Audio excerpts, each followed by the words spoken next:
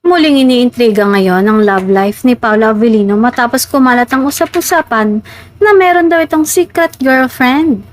Ayon sa ilang blind items at social media post, hindi raw ito ang madalas ilink sa kanya kundi isang babaeng hindi umano kilala ng publiko. Walang pangalan na binabanggit sa mga kumakalat na chika pero sinasabing matagal na daw umano itong nasa buhay ng aktor at sadyang low profile lamang. Dahil dito, lalong nagkaroon ng intriga kung totoo nga bang may tinatagong relasyon si Paolo.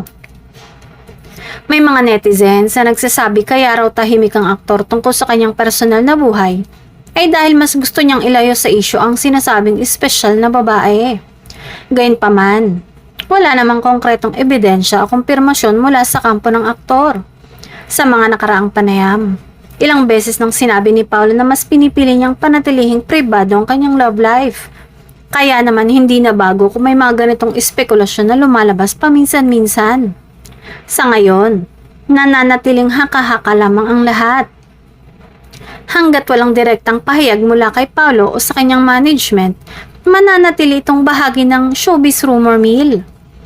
Habang patuloy ang pag-usisa ng fans, tila mas pinipili muna ng aktor na ituon ng pansin sa kanyang mga proyekto kaysa sagutin ang isyong may secret girlfriend siya. May ilang netizens ang nagsasabing matagal na raw itong issue sa likod ng kamera.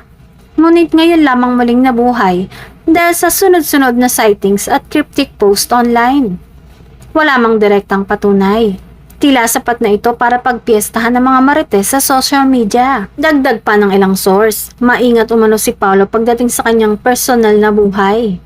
Kilala ang aktor sa pagiging tahimik at hindi pala post tungkol sa private life.